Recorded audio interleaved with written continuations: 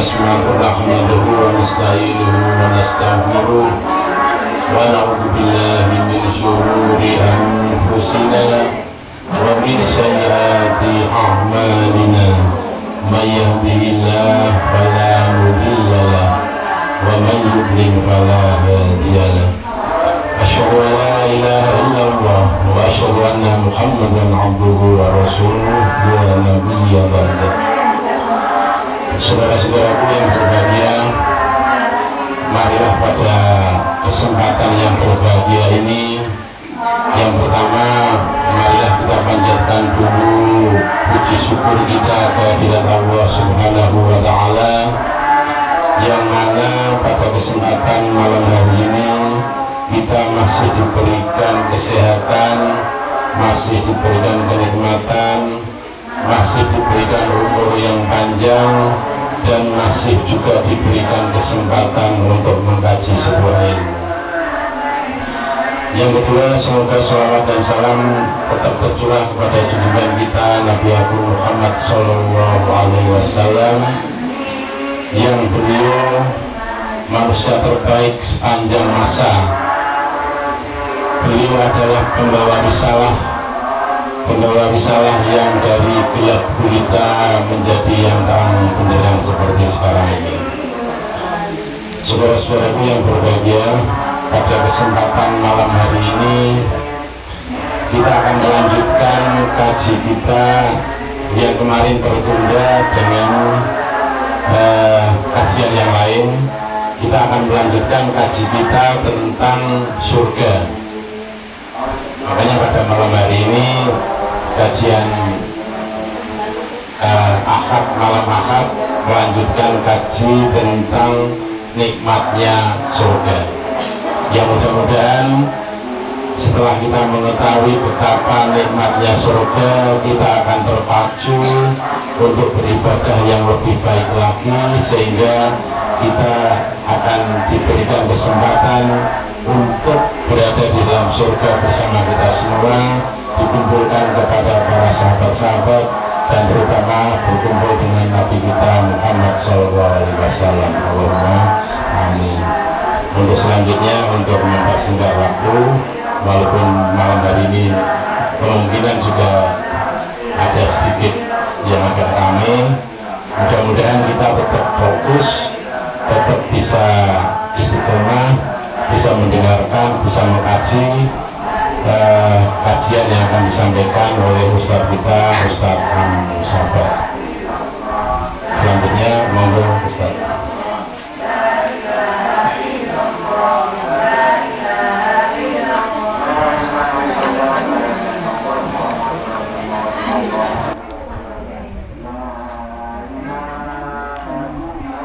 Bismillahirrahmanirrahim. Assalamualaikum warahmatullahi wabarakatuh. Innal hamdalillah nahmaduhu wa nasta'inuhu wa nastaghfiruh wa na'udzu billahi min shururi anfusina wa min sayyiati a'malina. May yahdihillahu fala mudilla lahu wa may yudlil fala hadiyalah. Asyhadu an la ilaha illallah wahdahu la syarika lahu wa asyhadu anna Muhammadan abduhu wa rasuluhu la nabiyya wa la rasula ba'dah. Qala Allah ta'ala fil Qur'anil Karim, a'udzu billahi minasyaitonir rajim. Ya ayyuhalladzina amanu taqullaha haqqa tuqatih wa la tamutunna illa wa antum muslimun. Ya ayyuhan nasu taqu rabbakumul ladzi khalaqakum min nafsin wahidah wa khalaqa minha zawjaha wa batha minhuma rijalan katsiran wa nisaa'a wattaqullaha alladzi tasaaluna bihi wal arham innallaha kana 'alaikum raqiba. Rabbi shrah li sadri wa yassir li amri wahlul 'uqdatam min lisani yafqahu qawli, amma ba'd. Bapak, Ibu, saudara-saudaraku yang mudah-mudahan Allah senantiasa merahmati kita, syukur alhamdulillah kesempatan malam hari ini, malam Ahad tanggal 30 November atau malam 1 di bulan Desember 2019. Alhamdulillah, Allah senantiasa memberikan kenikmatan rizkinya kepada kita, dan luar biasa malam hari ini pun Allah menurunkan rahmatnya berupa hujan. Makanya beberapa pertemuan yang lalu saya menyampaikan, hati-hati pada saat Allah itu menurunkan hujan kepada kita, jangan sampai kita merasa tidak senang, kita merasa Allah itu menurunkan hujan di waktu yang kurang pas, kemudian hati kita merasa bahwa loh kok udan, janjane Pak ngaji malah udan. Maka yang seharusnya diucapkan oleh seorang muslim, dan ini menjadi salah satu sunnah Rasulullah SAW, pada saat Allah menurunkan hujannya maka disunnahkan untuk membaca doa. Doanya masih ada yang ingat Bapak Ibu? Doanya simple banget, monggo dihafalkan dulu ya. Doa pada saat turun hujan, Allahumma shayyiban nafi'a. Cuma 3 kata, Allahumma shayyiban nafi'a. Ya Allah, mudah-mudahan hujan yang Engkau turunkan membawa manfaat, membawa barokah. Jadi Allahumma shayyiban nafi'a atau nafi'an, boleh dibaca an, boleh dibaca a, karena hadis itu beda dengan Al-Quran, tidak harus sesuai dengan tajwid, boleh dibaca sesuai dengan hurufnya, kata-katanya juga boleh. Allahumma shayyiban nafi'an. Sudah hafal nggih? Jadi setiap kali ada hujan, doa ini dimunculkan dulu di lisan kita. Setelah doa ini, kata Rasulullah, di antara waktu-waktu yang mustajab, di antara waktu-waktu yang Allah itu memberikan, mendengarkan doa seorang hamba itu juga di waktu hujan. Makanya pada saat kita itu sudah membaca Allahumma shayyiban nafi'an, kemudian kita minta kepada Allah apa yang kita minta, hajat yang kita hari ini inginkan, mintakan kepada Allah pada saat hujan. Jangan mengeluh, jangan mikir yang lain, perbanyak zikir, perbanyak doa kepada Allah. Karena apa? Hujan ini adalah waktu yang sangat tepat untuk seorang hamba untuk meminta sesuatu kepada Allah Subhanahu wa Ta'ala. Maka ini yang perlu kita sampaikan di awal. Pada saat tadi saya mau berangkat hujan, maka teringat dengan hadis Rasulullah, perbanyak doa, minimal Allahumma shayyiban nafi'an, kemudian didoakan, kita mendoakan apa yang kita inginkan, mendoakan diri kita, keluarga kita, hajat kita, saudara-saudara kita, atau doa-doa yang lain. Selama apa? Selama hujan belum turun, memperbanyak doa. Misalkan 1 jam hujannya deras banget, kita doa 1 jam, bagus. Kalau mau dan mampu. Kalau misalkan sekedarnya saja 1 menit, 2 menit, 3 menit, atau 5 menit, silakan. Atau baca Quran, atau baca zikir. Yang pasti jangan sampai pada saat hujan itu kemudian kita malah bermaksiat kepada Allah, tapi berbanyak untuk meminta sesuatu kepada Allah Subhanahu wa Ta'ala. Ini sebagai awalan dan pengingat bagi saya pribadi, karena hari ini sudah mulai masuk musim penghujan.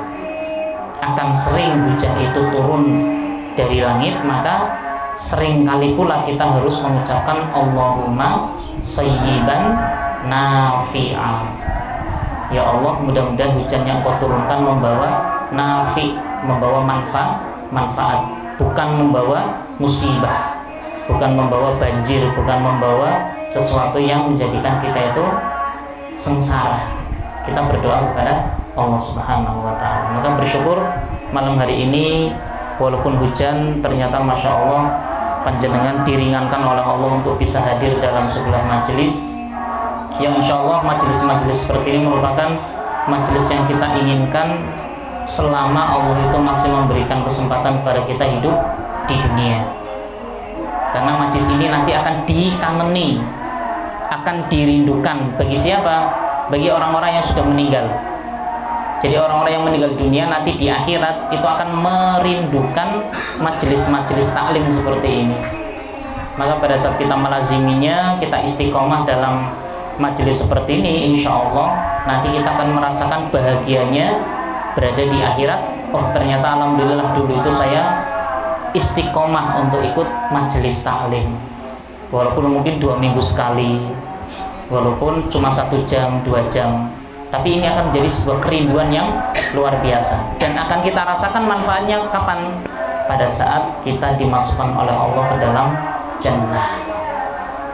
Nanti kita akan ngobrol dengan orang-orang yang berada di surga. Kemudian ngobrolnya apa? Ditanya, salah satunya pertanyaan apa? Pada saat seseorang itu masuk ke surga kemudian bertemu dengan saudara-saudaranya di surga, akan ada terjadi pembicaraan, dialog antar sesama penghuni surga. Salah satunya adalah bertanya, saudaraku, apa yang membuatmu itu masuk surga? Dan inilah pertanyaan yang nanti akan kita jawab. Oh, dulu saya itu suka bermajelis taklim. Di mana? Di Karangsari. Berapa kali? 2 minggu sekali. Berapa jam? 2 jam. Dan jawaban ini nanti akan muncul pada saat kita itu nanti dimasukkan oleh Allah ke dalam surga. Karena majelis-majelis seperti inilah yang menjadi salah satu penyebab seseorang itu dimasukkan oleh Allah ke dalam surga. Jadi tidak ada kekhawatiran, tidak ada kerugian sama sekali pada saat kita melazimi sebuah majelis-majelis taklim seperti ini. Salawat dan salam mudah-mudahan Allah senantiasa memberikan kepada Rasulullah kita Muhammad SAW panutan kita, teladan kita yang senantiasa kita nantikan syafaatnya kelak di yaumil akhir atas izin Allah Subhanahu wa ta'ala. Dan insyaallah kita pun berharap, karena syafaat yang terbesar nanti di yaumil akhir itu adalah syafaat dari Rasulullah SAW, di mana dalam hadis yang panjang dijelaskan ada seorang hamba yang mereka itu butuh syafaat pada saat di yaumil akhir, membutuhkan pertolongan. Kemudian orang-orang tersebut menemui Nabiullah Adam alaihissalam, meminta kepada Nabiullah Adam, wahai Adam, engkau adalah penghulu para nabi, engkau adalah nabi yang pertama, maka tolonglah kami, beri syafaat kami. Maka Nabi Adam menjawab bahwa beliau sudah melanggar perintah Allah dengan memakan buah yang ada di surga, dan itu buah yang dilarang oleh Allah untuk didekati. Beliau tetap mendekat, kemudian memetik, kemudian memakannya, kemudian dikeluarkan dari surga. Maka jawaban Nabi Adam, saya nggak bisa memberikan syafaat. Cobalah menuju ke Nabi Nuh alaihissalam. Maka orang-orang tersebut menuju kepada Nabi Nuh. Ya Allah, ya Nabi Nuh, tolonglah kami, beri syafaat kepada kami. Jawaban Nuh juga sama. Saya tuh banyak maksiat, saya banyak dosa kepada Allah, saya nggak bisa menolong engkau, tidak bisa memberikan syafaat kepada engkau. Coba menuju kepada Nabiullah Ibrahim. Kemudian menuju Nabi Ibrahim, minta syafaat kepada Nabi Ibrahim. Jawabannya sama, saya nggak bisa memberi syafaat.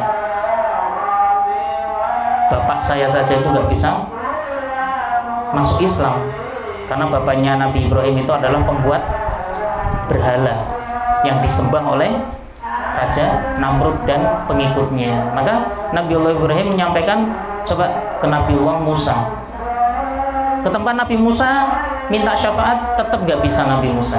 Coba ke Nabi Isa alaihissalam, sampai kepada Nabi Isa, baru beliau menyampaikan cobalah kepada Rasulullah Muhammad SAW. Jadi Nabi Adam menolak, Nabi Nuh menolak, Nabi Ibrahim menolak karena memang gak bisa. Kemudian Nabi Musa menolak, Nabi Isa menolak, terakhir yang keenam adalah Nabiullah Muhammad SAW meminta kepada Rasulullah. Kemudian Rasulullah menuju ke arsy-Nya Allah, di bawah arsy-Nya Allah, kerajaannya Allah, singgasananya Allah. Kemudian beliau bersujud lama sekali, sesuai dengan yang Allah kehendaki. Lama sujudnya untuk meminta izin kepada Allah untuk bisa memberikan syafaat. Sampai kemudian Allah menyampaikan, bangunlah ya kekasihku ya Muhammad, apa yang kau minta saya akan kabulkan. Maka disitulah kemudian Rasulullah mendapatkan izin dari Allah untuk memberikan syafaat al-udhma, syafaat yang besar, yang itu bisa diberikan kepada umat Rasulullah SAW. Dan kita berharap mudah-mudahan kita juga mendapat salah satu syafaat dari Rasulullah SAW. Syukur-syukur kita masuk surga tanpa hisab. Karena nanti ada 2 golongan, ada 3 golongan ya. Golongan yang pertama, golongan yang nanti akan masuk surga itu tanpa hisab, tanpa ditimbang, tanpa dihitung, tanpa dicek catatan amalnya, langsung disuruh oleh Allah silakan masuk ke surga. Dalam hadis yang Rasulullah sampaikan, akan ada 70.000 orang yang nanti akan masuk ke dalam surga tanpa hisab. Sedangkan para ulama menjelaskan, dari setiap 70.000 orang itu, satu orangnya membawa 70.000 orang lagi. Jadi berapa? 70.000 kali 70.000, 49 tambah 0 berapa? 8. Nolnya 8, 49. 49 nolnya 8 berapa berarti? 4 miliar atau 490 juta. Itu yang nanti akan masuk surga tanpa hisab, tanpa dihitung, tanpa ditimbang, tanpa harus susah payah untuk mengikuti perjalanan di akhirat. Otomatis langsung masuk surga. Di antaranya adalah para mujahid, kemudian orang yang siddiq, para nabi dan rasul itu juga nanti tanpa hisab. Kemudian juga orang-orang yang amaliyahnya itu sangat luar biasa, ahli sedekah, ahli sholat dan lain sebagainya. Bisa jadi itu adalah salah satu dari sebagian orang yang nanti akan masuk surga tanpa hisab.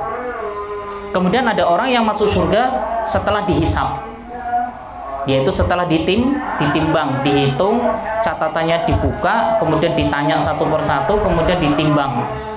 Pada saat ditimbang kemudian amal baiknya misalkan 51%, kemudian amal buruknya 49%, maka dia akan masuk ke dalam surga.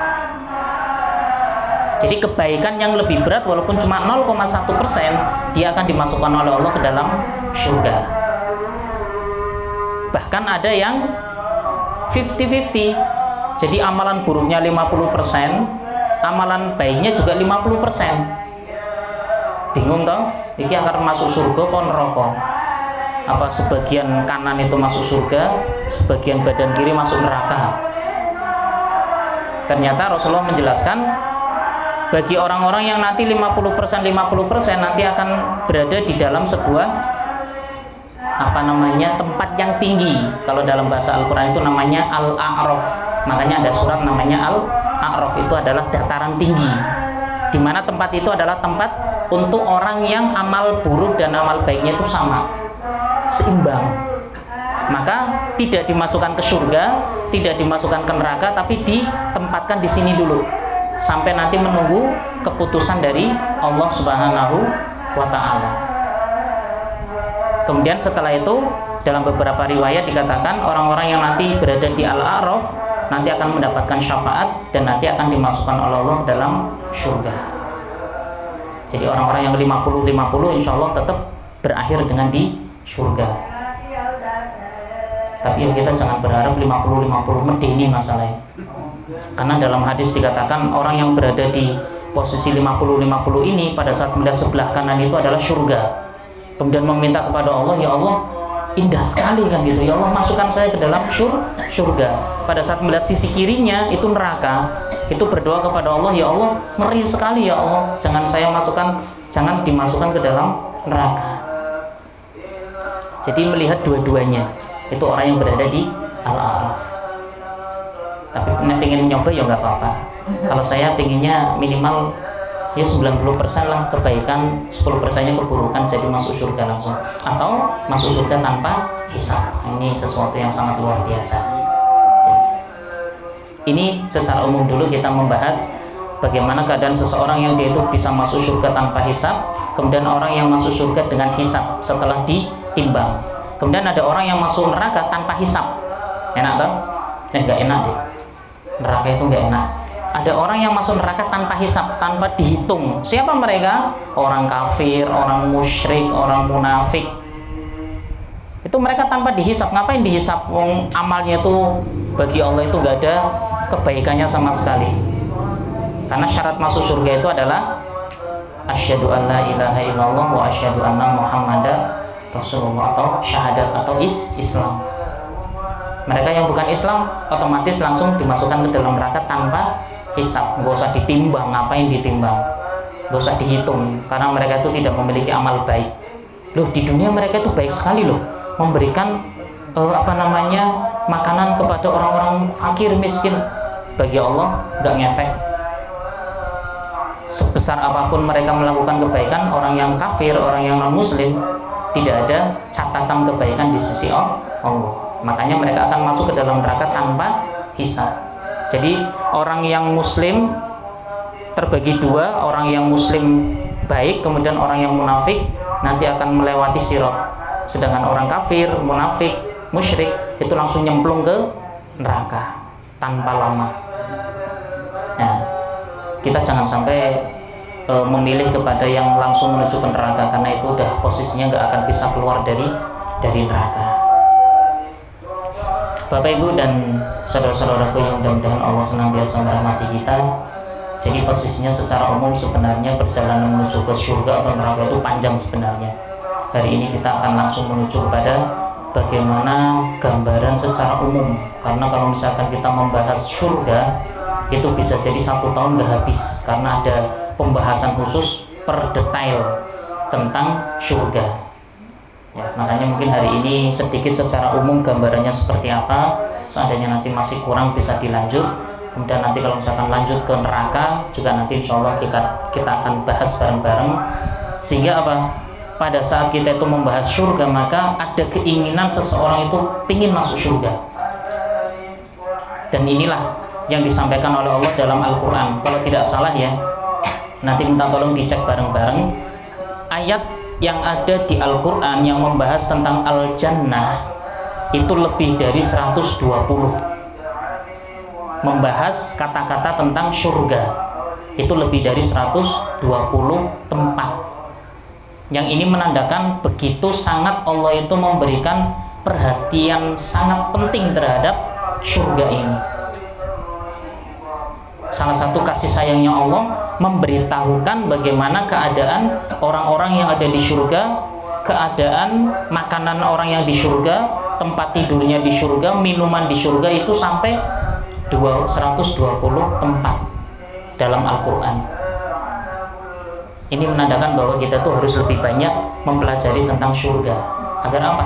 Semangat, termotivasi untuk masuk surga. Ada salah satu hadis sebagai awalan. Hadis ini diriwayatkan oleh Abu Daud, hadis sahih insyaallah. Tatkala Allah menciptakan surga dan neraka, surga dan neraka hari ini sudah ada atau belum? Sudah atau belum ya? Sudah. Ya, secara ahlu sunnah wal jamaah, sebagian besar ulama mengatakan sudah diciptakan oleh Allah Subhanahu Wa Taala. Buktinya apa? Pada saat Rasulullah SAW melaksanakan Isra Mi'raj, Rasulullah diperlihatkan surga dan neraka. Berarti surga dan neraka hari ini sudah diciptakan. Tatkala Allah itu menciptakan surga dan neraka, kemudian Allah itu mengutus malaikat Jibril. Kita paham malaikat Jibril ini adalah pimpinan atau panglimanya para malaikat. Atau bahasa kita itu presidennya malaikat, malaikat Jibril, panglimanya. Maka pada saat Allah menciptakan surga dan neraka, Allah mengutus malaikat Jibril kepada siapa? Ke surga. Maka Jibril pun pergi dan melongoknya. Jadi pada saat Allah menciptakan surga dan neraka, kemudian menyuruh Jibril, wahai Jibril, coba kamu ke surga. Kemudian Jibril alaihissalam pergi dan melihat, atau bahasa di sini melongok ke surga. melihat apa yang Allah persiapkan di dalamnya untuk para penghuninya. Jadi dilihat di surga, ada apa sih surga yang sudah diciptakan oleh Allah, dilihat oleh malaikat Jibril alaihissalam. Lalu ia kembali dan berkomentar, demi kemuliaan-Mu ya Allah, setiap orang yang mendengar tentang surga pasti ingin sekali memasukinya. Jadi pada saat Jibril disuruh melihat surga, kemudian disuruh berkomentar oleh Allah, kemudian Jibril menyampaikan, ya Allah, nek misalkan ngerti kaya ngene keadaan surga, pasti orang itu pingin semuanya masuk ke dalam surga, karena saking nikmatnya surga, saking indahnya surga. Maka Allah kemudian memerintahkan agar surga itu dihiasi dengan hal-hal yang dibenci oleh manusia. Jadi awal dilihat itu indahnya luar biasa. Kemudian Allah menghiasi surga itu dengan sesuatu ujian-ujian yang tidak enak. Maka setelah Allah kemudian menghiasi dengan hal-hal yang dibenci oleh manusia, kemudian Allah berfirman kepada Jibril, kembalilah engkau Jibril, cobalah lihat kembali surga itu dan apa yang ku persiapkan bagi para penghuninya. Maka pergilah Jibril untuk melihatnya dan kembali lagi serta berkomentar, demi kemuliaan-Mu ya Allah, aku khawatir kalau tidak seorang pun yang mampu memasuki surga. Jadi pada saat Allah itu sudah menghiasi surga itu dengan sesuatu yang gak enak, ujian-ujian, kemudian cobaan, kemudian kesabaran yang harus dilalui oleh orang yang nanti akan masuk surga, Jibril sampai berkomentar, nek modelnya seperti ini ya Allah, kayaknya gak ada orang yang ingin masuk surga, terlalu berat bahasanya gitu. Kemudian sebaliknya pada saat Jibril itu disuruh oleh Allah untuk menuju kepada neraka, wahai Jibril silakan kamu lihat ke neraka. Maka Jibril melihat neraka, kemudian berkomentar, ya Allah, seandainya keadaannya seperti ini, maka saya yakin tidak ada seorang pun yang akan mau menuju kepada neraka, karena saking panasnya, dahsyatnya, kemudian ngerinya siksaan orang yang nanti berada di neraka. Kemudian Allah menghiasi neraka itu dengan sesuatu yang indah, dengan syahwat, dengan nafsu, dengan keindahan dunia. Kemudian Jibril disuruh melihat lagi, kemudian berkomentar. Maka apa komentar Jibril? Seandainya model neraka dihiasi seperti ini, saya yakin orang nanti akan milihnya ke neraka semua. Dan ini sudah bisa kita rasakan hari ini.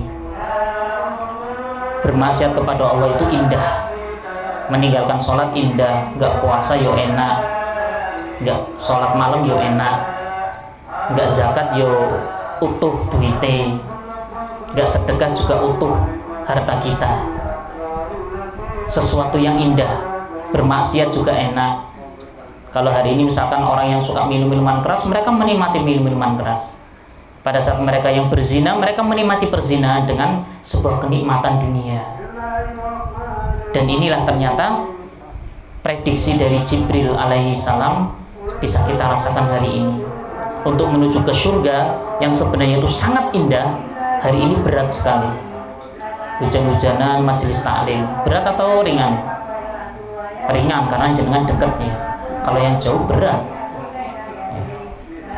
Jauh ringan kalau pakai mobil. Kalau pakai sepeda ontel, pakai payung kawur kan gitu. Berat. Tapi itu ternyata bisa menjadikan kita mendapatkan kenikmatan surga. Makanya pahamilah bahwa menuju ke surga berat. Surga itu mahal. Kalau bahasa kita ingin membeli emas, maka kita harus menyiapkan modal banyak. 1 gram sekarang itu misalkan 600.000.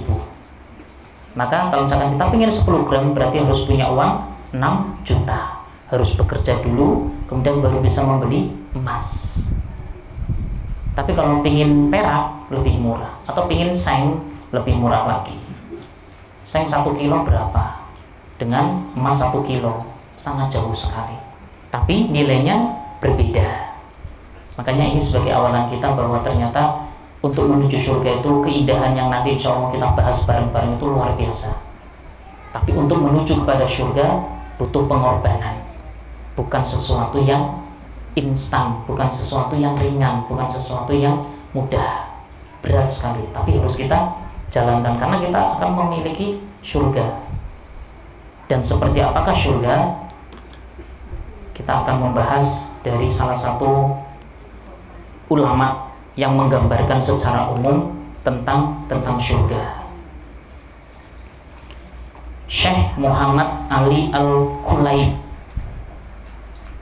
Beliau menulis sebuah kitab yang berjudul Ahwalun Nar,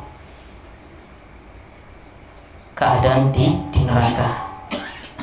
Dengan indah beliau menggambarkan keagungan surga yang dijanjikan. Ini secara umum beliau menyampaikan tentang surga. Inilah negeri orang-orang yang dianugerahi kenikmatan dari kalangan para nabi, siddiqin, dan para syahid, dan orang-orang yang soleh. Negeri yang mengalir di bawahnya sungai-sungai, negeri yang istananya berbatu bata emas dan perak. Jadi nanti istana kita itu adalah istana yang batu batanya itu bukan dari batu bata yang dibakar, tapi dari emas dan perak, berplester kasturi yang wangi, berlahan subur mutiara dan yakut, tanahnya berasal dari za'faron, dan kemah-kemahnya berasal dari mutiara yang berlubang. Demi Allah, kata beliau, ia adalah negeri yang berkilau dan berbau semerbak, dengan sungai yang terus mengalir dan buah-buahan yang bersusun hijau, serta istri-istri yang cantik jelita. Di sana ada pohon sider yang tidak berduri, buah pisang yang bersusun-susun, pohon rindang membentang, dan air yang tertuangkan. Di sana, wahai hamba Allah, mereka makan dan bersenang-senang, tidak pernah mengeluarkan ingus, dan tidak pernah buang air, baik air kecil maupun air besar. Hanya mengeluarkan bau kesturi. Di sana mereka tertawa dan tidak pernah menangis. Jadi di surga itu nggak ada orang sedih. Di sana mereka menetap dan tidak pernah pindah. Di sana mereka hidup dan tidak pernah mati. Di sana wajah-wajah tertawa dan cerah. Di sana terdapat keindahan yang nyata dan hurun-in, bidadari surga. Di sana terdapat kesenangan abadi. Di sana segala sesuatu indah. Di sanalah hijab akan tersingkap dan mereka pun bisa melihat wajah Allah secara langsung. Terdapat sesuatu yang tidak pernah dilihat oleh mata, tidak pernah terdengar oleh telinga, dan tidak pernah terlintas dalam hati manusia. Ini salah satu hadis Rasulullah yang menggambarkan tentang surga. Jadi surga itu adalah sesuatu yang tidak pernah dilihat oleh mata kita. Walaupun kita membayangkan indahnya surga seperti ini, tidak bisa mata kita itu menjangkau keindahan asli dari surga. Tidak pernah terdengar oleh telinga. Walaupun hari ini kita membahas tentang kenikmatan surga, pendengaran kita itu tidak lebih, bahasanya itu aslinya itu tidak seperti yang kita dengarkan hari ini. Akan lebih sempurna, akan lebih menakjubkan secara aslinya, dan juga tidak pernah terlintas dalam hati kita. Karena kan kita hari ini membayangkan surga yang di bawahnya mengalir sungai. Kita membayangkan sungai yang ada di dunia. Kita juga nggak pernah membayangkan sungai yang nanti ada di surga itu ada sungai madu, koyo opo, sungai anggur, atau apa namanya, homer, tapi tidak memabukkan, sungai yang susu, koyo opo meneh kan gitu. Mubadir banget kan gitu. Di sini satu gelas saja itu 5.000 yang susu anget gitu. Di sana itu turah-turah, dan itu ngalir terus. Ada air yang jernih dan lain sebagainya yang nanti kita bahas satu persatu insya Allah. Ini secara umum Syekh Muhammad Ali Al-Khulaib, seorang ulama yang beliau menulis kitab Ahwalun Nar. Kemudian secara umum Ibnul Qayyim Al-Jauziyah dalam buku beliau juga sama, beliau menulis buku khusus wisata ke surga. Beliau lebih spesial lagi untuk membahas tentang surga itu juga. Secara umum belum menyampaikan tentang keindahan surga. Ibnul Qayyim beliau menyampaikan Allah telah menyiapkan surga untuk kekasih-kekasihnya, dipenuhi dengan rahmatnya dan kemuliaannya, keridhoannya, dan dia mensifati kenikmatannya dengan keuntungan yang sangat besar.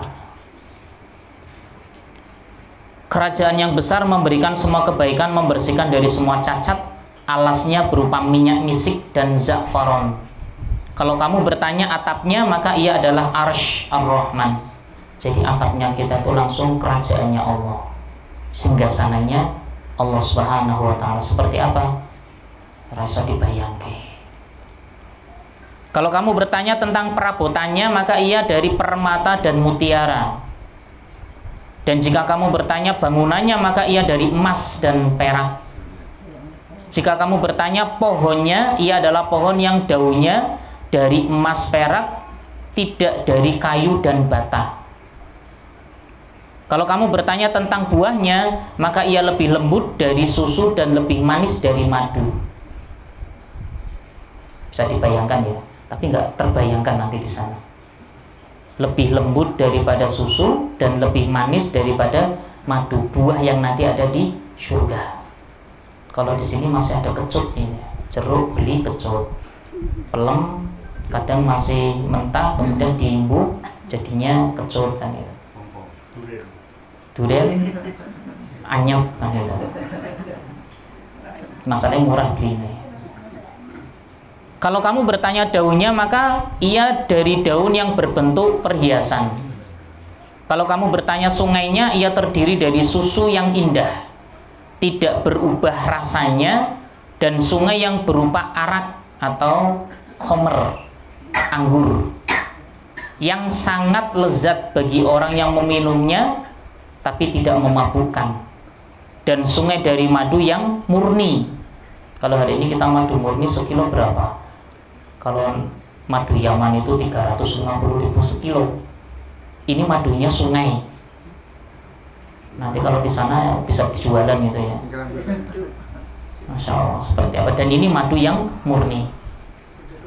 Kalau kamu bertanya makanannya, ia terdiri dari buah-buahan yang kamu sukai, daging yang kamu sukai. Kalau kamu bertanya minumannya, ia adalah jahe dan kafur. Jahe ini menjadi minuman nanti di surga. Makanya jahe itu menjadi salah satu minuman yang nanti di surga. Kafur, nggak tahu kafur ini bukan kapur ya. Kafur, kalau ini ada air minum kafur. Nah, ini membayangkan nanti minumannya di sana itu juga kafur. Nah, mulai dari dunia dulu ya, minum kafur. Kalau kamu bertanya tentang wadahnya, ia adalah wadah dari setiap yang kita minum, tempat makan itu dari emas dan perak. Bayangkan, nanti emas dan perak di sana itu enggak laku, karena itu memang semuanya itu terbuat dari emas dan perak. Kalau hari ini kita keroyokan kan itu. Jika kamu bertanya luas pintunya, ia adalah jarak perjalanan 40 tahun. Pintu surga. Jadi antara daun pintu satu dengan yang lainnya, jaraknya itu perjalanan 40 tahun. Kalau 40 tahun berarti dari sini sampai kemana? Silakan dipraktekkan dulu. Berapa ribu kilometer nanti akan kita dapatkan. Dan itu adalah luas pintu surga. Pintunya tok loh ya. Kita nggak bisa membayangkan pintunya dawane kaya ngono apa meneh dalamnya. Masya Allah, nggak bisa dibayangkan. Memang betul kata Rasulullah, tidak bisa terbersih dalam hati kita untuk membayangkan kenikmatan surga. Kalau kamu bertanya bagaimana angin meniup daunnya, ia meniupnya dengan tenang dan enak. Bahasanya itu halus banget. Angin yang bertiup nanti di surga itu halus kemudian seger bagi orang yang mendengarnya. Kalau kamu bertanya bayangannya, ia seperti sebuah pohon besar di mana pengendara melaluinya dengan cepat selama jarak 100 tahun tanpa putus. Bahasanya apa? Di penjelasan hadis yang lain, nanti akan ada sebuah pohon yang kita itu seandainya itu jalan di bawahnya untuk, karena saking rindangnya, berjalan sampai 100 tahun itu nggak habis ademnya dari pohon tersebut. Berarti pertanyaan kita, terus segede apa pohon tersebut? Saking rindangnya, saking ademnya, sampai seseorang itu melaluinya, kalau di sini malah melaluinya dengan cepat selama jarak 100 tahun tanpa putus. Jalan selama 100 tahun, lari selama 100 tahun, nggak putus-putus. Jadi posisi kita mendapatkan naungan dari pohon tersebut. Ini Masya Allah. Kalau kamu bertanya luasnya, maka luasnya sama dengan perjalanan selama 2000 tahun. Wis ditunggu dewe. Ya, luas surga itu selama perjalanan 2000 tahun. Kalau kamu bertanya tendanya panjangnya 60 mil dari langit, 1 mil itu 17 kilo. 17 kilo kali 60 itu tenda, panjang tendanya.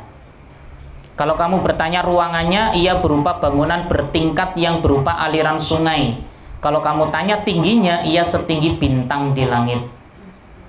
Kalau kamu bertanya pakaian ahli surga, dari sutra dan emas.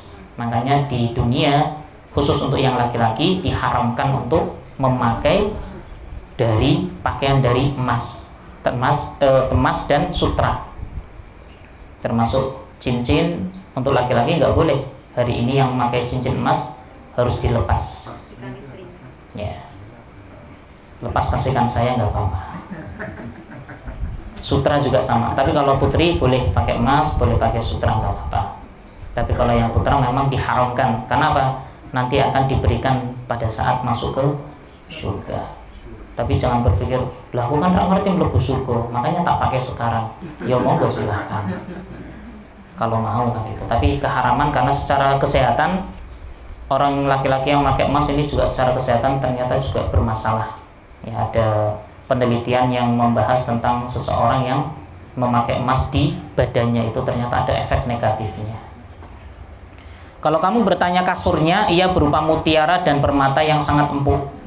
Jadi kalau bahasa kita itu spring bed, di sini yang paling mahal, nanti di surga lebih indah lagi. Mungkin ngepernya itu 2 kali lipat dari yang di dunia, atau mungkin 10 kali lipat gitu ya. Sekali duduk langsung mumbul ke atas.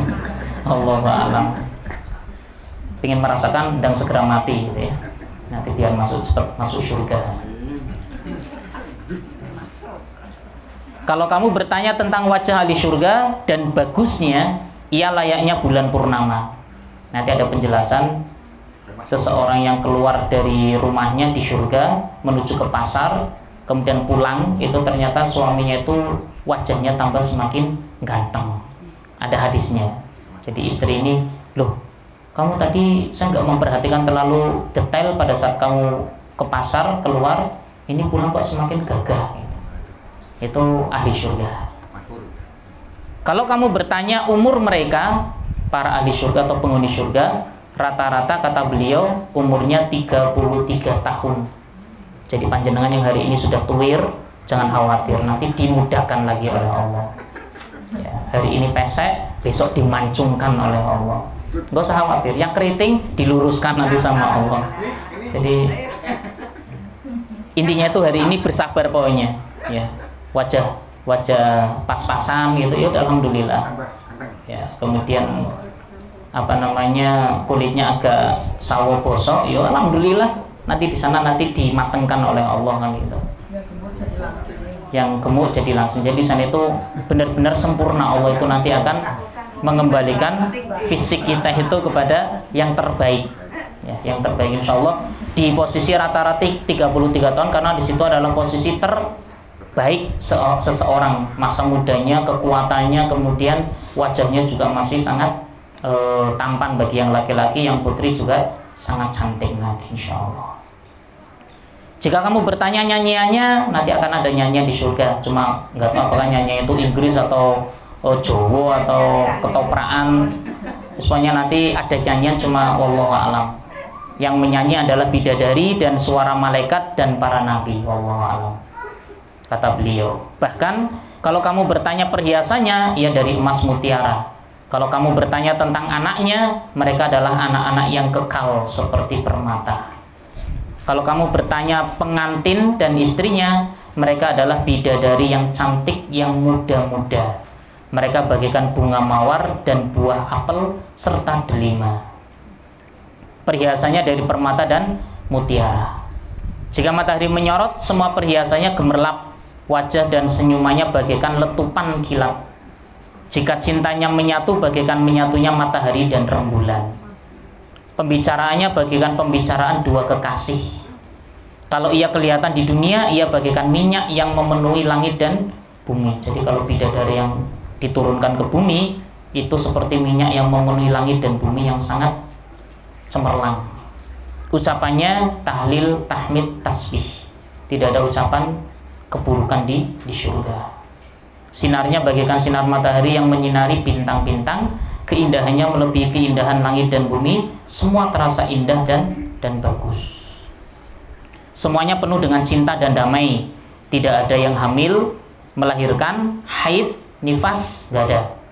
Mereka suci dari kencing dan ludah, juga dari semua kotoran. Jadi ini posisi keadaan bidadari, langsung diciptakan dari Allah Subhanahu wa Ta'ala tanpa cacat. Jadi secara kesempurnaan posisinya. Jadi fisik, kemudian paras, kemudian keadaan, termasuk bau wanginya. Dan mohon maaf kalau misalkan dalam bahasa 18 plus kedewasaan, maka setiap kali setelah melakukan, mohon maaf, hubungan suami istri, kembali kepada perawan lagi. Pengen merasakan, masuk surga dulu nanti ya. Kemudian jika ia dipandang, ia menyenangkan. Jika diperintah, ia taat. Jika suami pergi, ia menjaga dirinya dan sangat aman. Tidak diganggu manusia dan jin. Jika dipandang, hati menjadi tenang dan senang. Jika ia bicara, bagaikan mutiara dan permata. Jika ia tampak, maka semua penuh dengan cahaya. Kalau kamu bertanya umurnya, mereka selalu muda. Jika kamu bertanya bagusnya, ia seperti matahari dan rembulan. Kalau kamu bertanya cerdasnya, cerdasnya seperti bidadari. Kalau kamu bertanya warnanya, warnanya adalah seperti mutiara dan permata. Kalau kamu bertanya akhlaknya, mereka semua baik. Mereka diberi kebaikan lahir dan batin. Mereka menggembirakan dan menyenangkan hati. Kalau kamu bertanya pergaulannya, mereka sangat sopan. Ini Syekh Ibnul Qayyim Al-Jauziyah yang menggambarkan secara umum keadaan di surga pada saat kita bertanya tentang surga. Jadi gambaran simpel saja itu sudah kita tuh Masya Allah, seperti itu ya surga. Makanya ada beberapa pemahaman pada saat seseorang itu membahas tentang surga, maka hampir keindahan yang hari ini dirasakan di dunia itu tidak ada apa-apanya. Tidak ada apa-apanya. Makanya ada salah satu hadis yang dulu kayaknya pernah saya sampaikan. Seseorang yang dulu di dunia ini mendapatkan kesengsaraan yang sangat luar biasa. Bahasa kita tuh orang yang paling miskin di dunia, orang yang paling sengsara di dunia, makannya itu jarang-jarang, minumnya sementok air putih. Kemudian mereka bersabar. Kemudian pada saat nanti di surga, kata Allah Subhanahu wa Ta'ala, coba celupkan seseorang yang merasa paling sengsara hidup di dunia, satu celupan saja di surga, kemudian langsung diangkat. Kemudian ditanya, apa yang kamu rasakan? Maka orang tersebut mengatakan, ya Allah, setelah engkau celupkan saya sekali celup di surga, maka kesengsaraan yang saya rasakan selama hidup di dunia tidak ada apa-apanya, tergantikan dengan satu celupan saja di surga. Itu baru satu celupan, belum sempat 1 jam, 2 jam menikmati makan, minum, tidur, dan seterusnya. Maka ini menjadi sebuah pemahaman awal kita bahwa ternyata dengan mempelajari atau memahami tentang surga, menjadikan kita itu hari ini sehebat apapun kita, sekaya apapun kita itu belum ada apa-apanya. Makanya jadikan kekayaan apa yang Allah titipkan kita di dunia ini disegerakan untuk membeli surga. Kalau orang mengatakan nggak bisa orang itu membawa mobil itu ke surga, bisa saja. Dengan cara apa? Mobilnya disedekahkan. Itu kan menjadi mobil yang nanti akan kita dapatkan nanti di surga. Kan tabung. Kita menabung mobil di dunia, maka nanti akan kita mendapatkan mobil itu di surga. Tapi nanti di sana nggak ada mobil. Karena kendaraannya itu adalah kuda yang memiliki sayap. Keren tau? So terbang. Kayak film-film kayak gitu. Nah, tapi seperti apa terbangnya? Ya sembuh aku ya ora ngerti. Membayangkan kuda ada sayapnya, kemudian kita naik di atasnya, terbang, itu kan keren. Ya, gak perlu bensin kan? Gak perlu bensin, gak perlu solar, gak perlu pertamax, gratis di sana udah tinggal dipanggil saja kudanya, kemudian jalan-jalan. Ya keren itu. Masya Allah. Ini sampai jam berapa ini? Hampir jam 9 ya, baru mukadimah ini padahal. Baru mukadimah. Baik, masuk sedikit tambahan ya, nama-nama surga. Jadi ada beberapa nama surga yang Allah sebutkan dalam Al-Quran. Ya, ada sekitar 10 nama surga. Beda dengan pintu surga. Ada pintu surga itu kata Rasulullah 8. Tapi kalau nama itu ada sekitar 10. Yang pertama dalam firman Allah di surat Al-Kahfi ayat 107-108 ada yang nama surga yang paling tinggi itu adalah Jannatul Firdaus. Ya, Jannah atau surga Firdaus.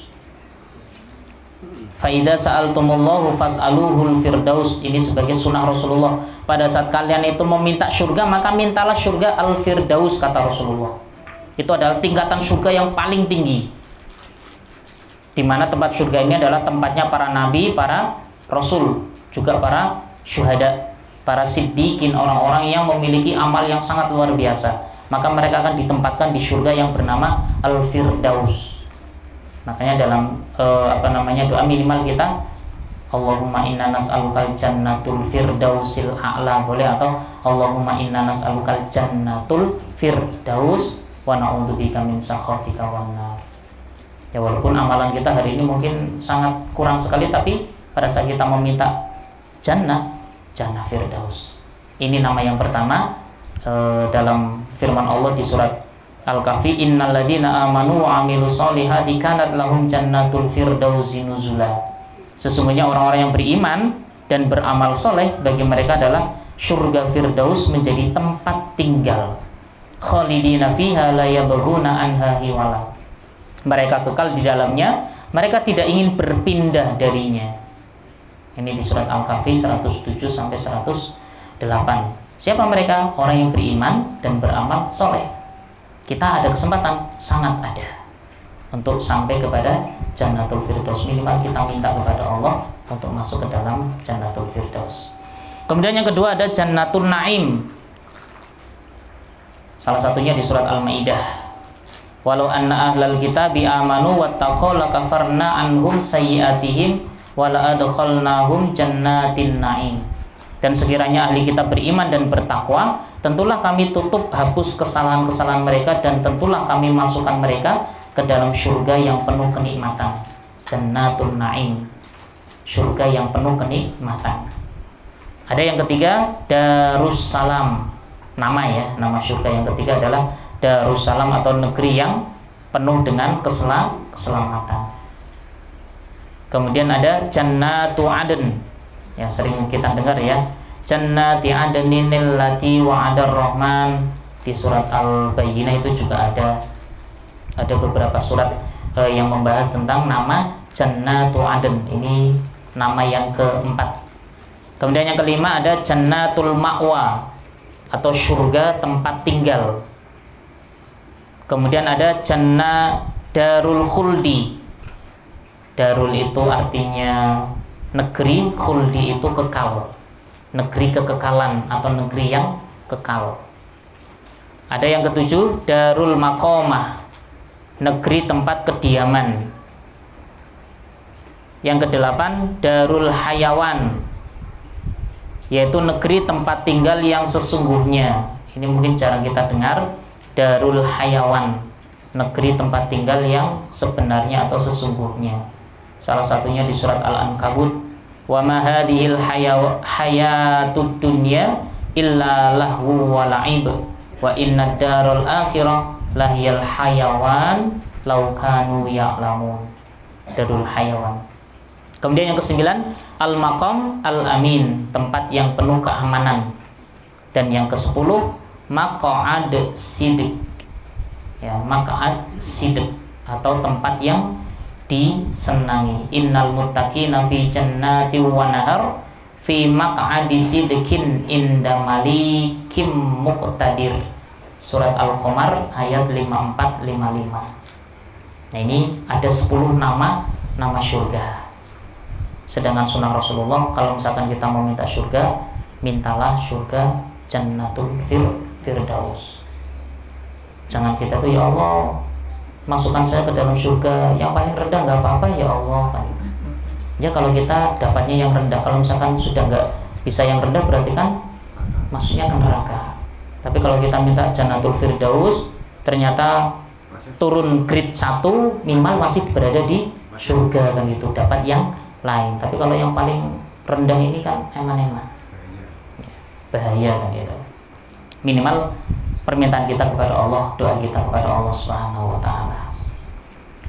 Kemudian bangunan surga, ya sedikit kita masuk ke beberapa materi di surga. Bangunan surga tadi secara umum sudah disampaikan, terbuat dari batu bata emas dan perak. Adukannya beraroma kasturi yang sangat harum. Kerikilnya terbuat dari mutiara, lu'lu' dan yakut. Tanahnya terbuat dari za'faron, tanah yang sangat wangi, tanah yang sangat spesial. Seperti tepung putih yang beraroma kasturi. Ini tanahnya. Jadi adukannya beraroma kasturi, kemudian kerikilnya terbuat dari mutiara, batu batanya tadi dari emas dan perak, kemudian tanahnya dari za'faron, seperti tepung putih yang beraroma kasturi. Kalau bahasa kita ya semen putih gitu ya. Di antara bentuk bangunannya adalah kubah-kubah indah yang terbuat dari mutiara. Rasulullah menjanjikan, salah satunya yang kemarin kita bahas, barang siapa yang sholat sunnah 12 rakaat sehari semalam, maka Allah akan membangunkan sebuah rumah untuknya di surga. Dan rumah itu terbuat dari emas, perak, za'faron, kemudian kasturi, lu'lu' dan yakut. Ibnu Abi Dunya menyebutnya bahwa hadis dari Rasulullah dari Abu Bakar bin Abu Syaibah, dari Umar bin Atha bin Zurarah, dari Salim bin Muhib, dari Abu Hurairah radhiyallahu anhu, dari Rasulullah sallallahu alaihi wasallam, beliau bersabda, tanah surga berwarna putih. Ya, tanah surga itu berwarna putih. Halamannya adalah batu-batu dari kafur barus, dan ia dikelilingi oleh kasturi seperti bukit pasir. Di dalamnya terdapat sungai-sungai yang mengalir. Kemudian penghuni surga dari yang paling depan dan belakang berkumpul di dalamnya dan saling berkenalan. Lantas Allah meniupkan angin rahmat, lalu berhembuslah aroma kasturi kepada mereka. Masing-masing dari mereka pulang menemui istrinya, dan mereka bertambah tampan hingga istrinya berkata, sungguh tadi engkau keluar dari sisiku sementara saya tidak begitu jelas melihatmu, dan sekarang saya semakin terpikat denganmu karena wajahnya semakin tampan pada saat pulang ke rumahnya.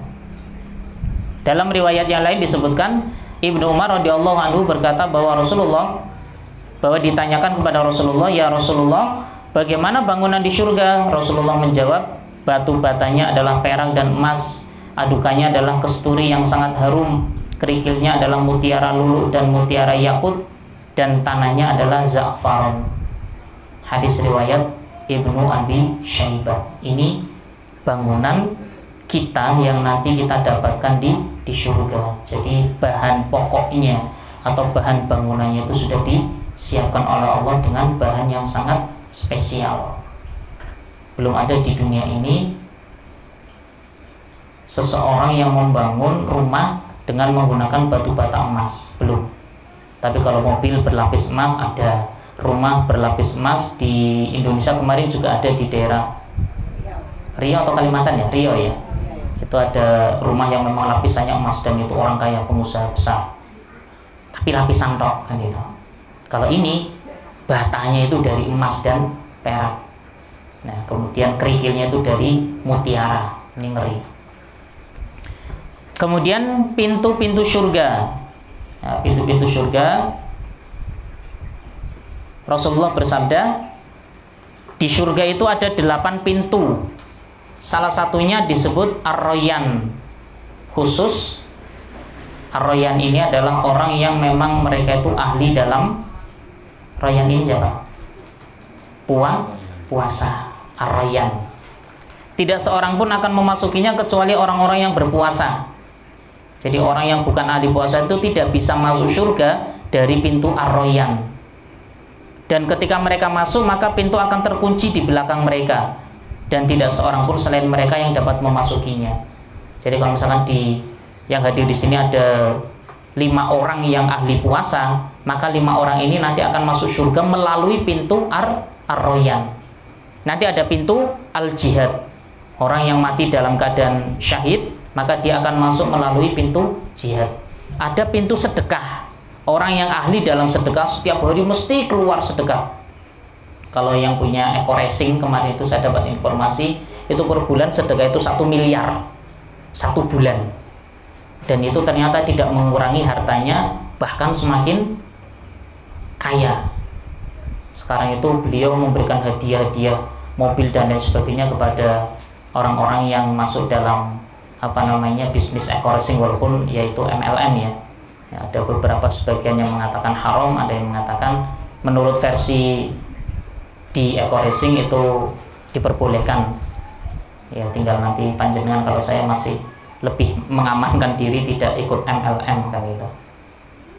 Ada pintu Rayyan, pintu puasa, ada pintu sholat, ahli sholat malamnya, kemudian ada pintu sedekah yang ahli sedekah, kemudian ada pintu jihad, ada pintu yang lainnya, termasuk orang yang ahli wudhu, orang yang bahasanya itu senantiasa menjaga wudhu. Ini juga ada khusus.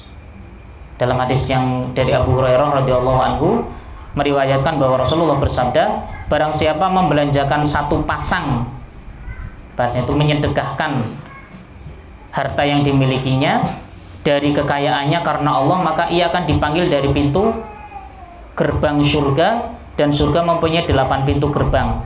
Barang siapa membiasakan diri mengerjakan sholat teratur tepat waktu, akan dipanggil dari pintu gerbang sholat.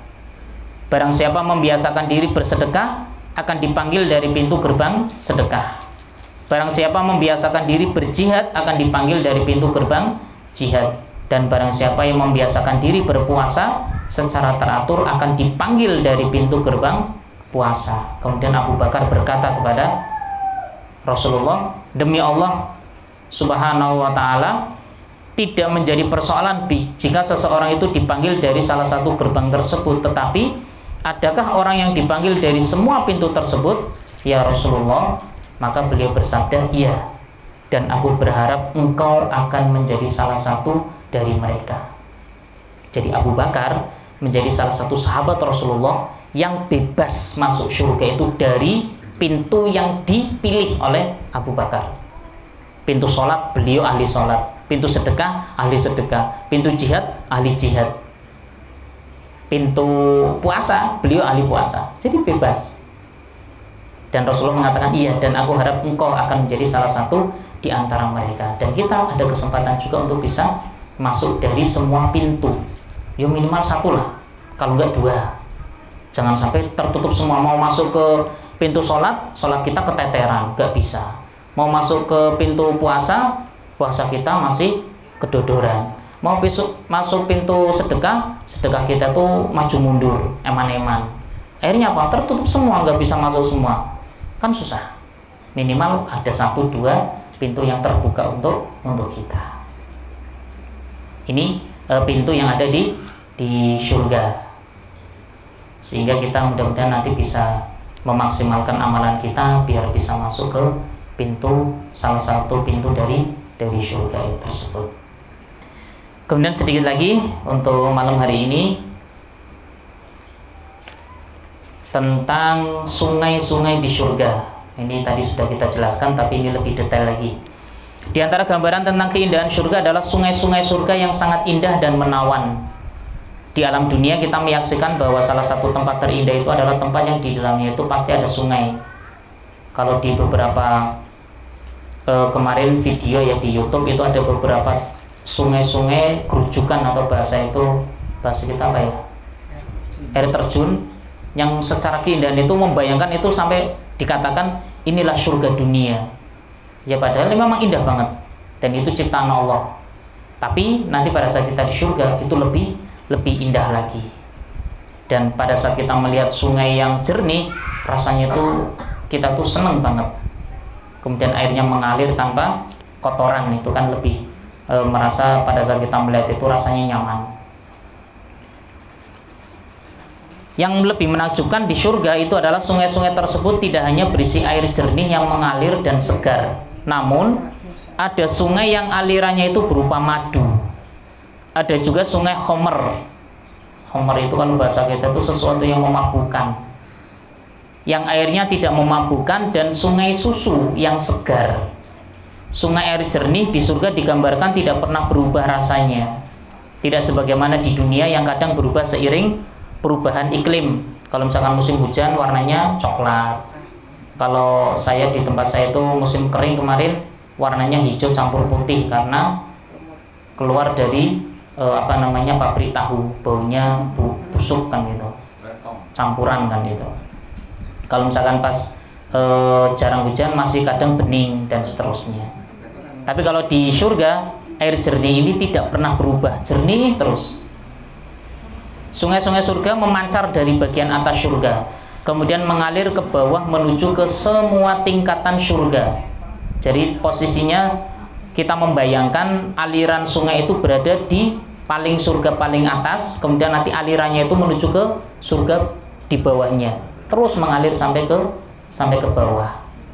Tapi juga jangan berpikir nek dari surga ke bawah berarti turun lagi jegur ke neraka, enggak. Beda lagi kan itu. Nanti di neraka malah kena air padam kan itu.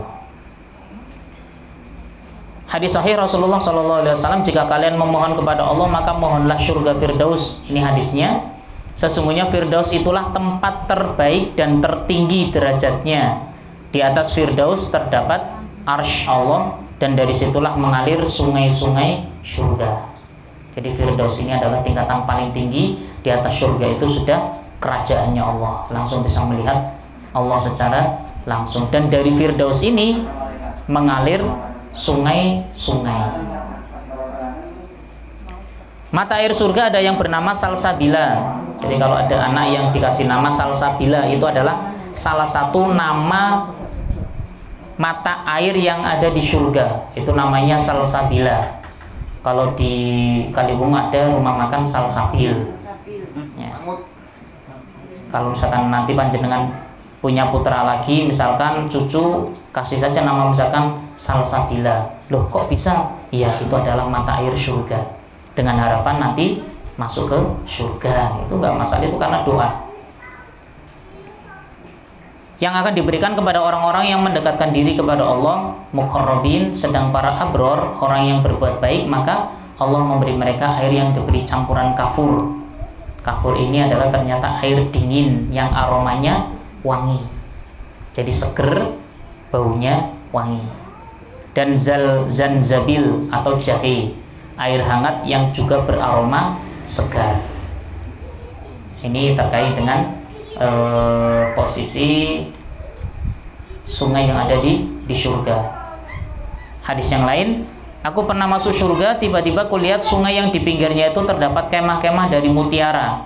Aku memukulkan tanganku ke airnya yang mengalir, ternyata ia adalah kesturi yang harum. Aku bertanya, apa ini wahai Jibril? Jibril menjawab, itulah Al-Kautsar yang diberikan Allah kepadamu wahai Muhammad. Hadis riwayat Ahmad, sahih insyaallah. Diperlihatkan kepadaku as-sidrah, di mana aku melihat 4 buah sungai. 2 sungai terlihat dan 2 sungai lainnya tersembunyi. 2 sungai yang terlihat adalah Nil dan Efrat, dan 2 sungai yang tersembunyi adalah 2 sungai di surga. Nah, jadi sungai Nil dan Efrat ini adalah 2 sungai yang dilihatkan kepada manusia. Allah a'lam. Ini pada saat beliau menceritakan pengalaman dalam perjalanan Isra Mi'raj. Ya, saya kira itu dulu ya, sampai di sungai, macam-macam sungai di surga. Ada sungai madu, sungai susu, kemudian sungai khamr, ya, sungai anggur, dan juga ada sungai mata air yang jernih, yang airnya itu tidak pernah berubah walaupun terjadi, ya bahasa kita itu berhari-hari, bertahun-tahun, bahkan berabad-abad tahun nanti di surga tidak akan berubah sama sekali. Mudah-mudahan dari awalan gambaran tentang surga yang disampaikan oleh Ibnul Qayyim Al-Jauziyah dan juga salah satu tadi ulama yang menggambarkan secara umum, paling tidak memberikan semangat kepada kita untuk beramal soleh. Inilah kesempatan kita sebelum terlambat masanya, sebelum misalkan hari ini Allah itu mencabut nyawa kita, maka sebelum dicabut kita maksimalkan dengan amalan-amalan soleh, sehingga apa? Surga yang kita rindukan, yang sudah digambarkan oleh Allah Subhanahu wa Ta'ala dan Rasulullah, bisa kita rasakan bareng-bareng nanti di akhirat, insya Allah. Mudah-mudahan itu yang perlu saya sampaikan, kurang lebihnya mohon maaf. Waalaikumsalam, dari saya cukup. Alhamdulillahirabbil alamin. Saya kembalikan ke pembawa acara. Mekaten kalau mau Orian yang dipun sampaikan dening Ustaz Amnu mengenai surga, yang dalam hal ini mbok menawi dereng rampung nggih, dados minggu-minggu ngajeng tasih dilanjutaken bab surga menika. Kita akan segera akhiri taklim kita pada malam hari ini dengan suatu hal, bahwasanya surga itu mestinya kita sudah punya kuncinya pada malam hari ini. Karena kita yang hadir di sini maupun tetangga-tetangga kita di sekitar kita, saudara-saudara kita pasti sudah mengucapkan la ilaha illallah, itu adalah kuncinya surga. Karena mbok menawi kula panjenengan sami nggih menawi bar maghrib napa bar isya menika wonten puji-pujian Miftahul Jannah La ilaha illallah. Itu puji-pujian yang sering kita dengar. Miftahul Jannah La ilaha illallah. Itu mestinya hadis panjangnya itu Miftahul Jannati Syahadatu alla ilaha illallah. Terus dipendekkan jadi seperti itu. Jadi kuncinya surga itu adalah persaksian bahwa tidak ada Tuhan yang berhak diibadahi kecuali Allah. Jadi terus kita pendekkan untuk memudahkan di puji-pujian Miftahul Jannah la ilaha illallah. Itu yang sering kita dengar. Itu artinya adalah kuncinya surga adalah la ilaha illallah. Tinggal bagaimana kita membuka surga dengan kunci itu. Marilah kita kaji dengan suatu ilmu, dengan menghadiri kajian-kajian tentang agama kita. Karena untuk menuju surga itu sebetulnya juga relatif lebih mudah sebetulnya. Hanya dua sebetulnya, taati perintahnya Allah dan jauhi larangannya. Hanya itu saja sebetulnya, tidak ada yang lain. Dan cuma untuk mentaati pun bagaimana caranya, ya ikut-ikutlah kajian seperti ini. Mungkin tidak hanya di sini, di lain tempat, mengikuti kajian yang berdasarkan sunnah. Jangan sampai kita melakukan suatu perbuatan sesuai dengan hadis Nabi, man amila amala laisa alaihi amruna fahuwa raddun. Dan barang siapa yang melakukan suatu amalan atau suatu perbuatan yang tidak ada contoh bukan wonten contohnya saking Rasulullah nikah ditolak. Jadi Rasulullah kan mengendika, kalau panjenengan dan kula lan panjenengan sami melakukan sesuatu perbuatan, sesuatu amalan yang Rasulullah boten nyontoni, maka amalan itu ditolak. Mereka hadis bukan kula kang ngatur, jadi itu saya hanya menyampaikan hadis yang seperti itu. Kemudian juga ada lagi hadisnya,